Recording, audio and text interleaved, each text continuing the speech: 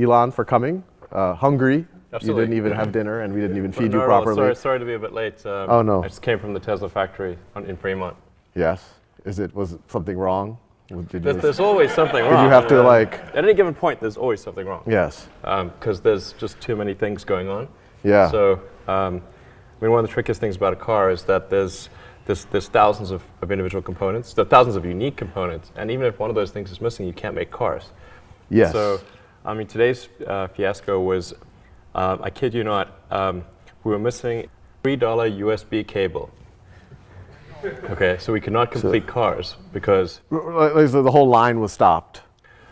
Yeah, so essentially because it's part of the wiring harness, so you can't put the interior in without this cable. And so we could either make a whole bunch of cars minus an interior, which means that you've got to stack them up in the yard. The resale value would be no good. Well, it can be done, but then things go out of sequence. Oh, right. And it's way more... It's way more inefficient. You don't have a moving production line that you have to send people out to hundreds of cars that are sort of sitting in the storage yard, and so and this happens to be a particularly pernicious cable that's kind of like routed under the carpet and in a difficult place, and it's literally $3, so we basically had to send people throughout the Bay Area to go and buy USB cables, like little Radio Shack. You like Fry's. Oh, Fry's. Oh, that's better. You can have a hard time getting a USB cable right now at Fry's. Oh, really? We bought every one of them. That's good.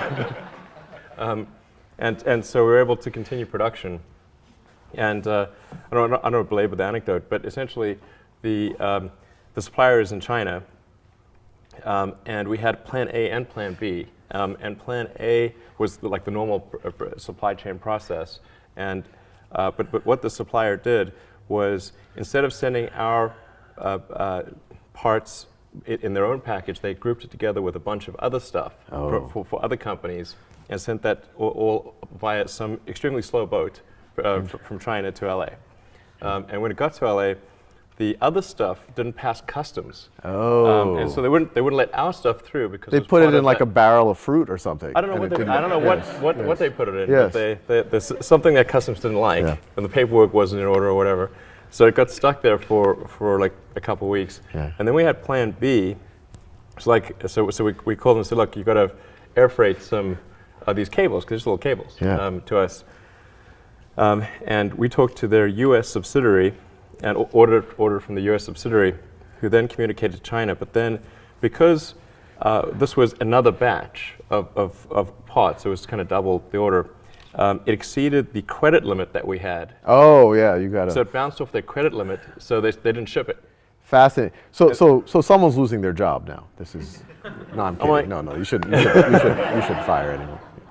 It's pretty farcical. Oh, anyway, so it's coming like tonight at 11 p.m. or something.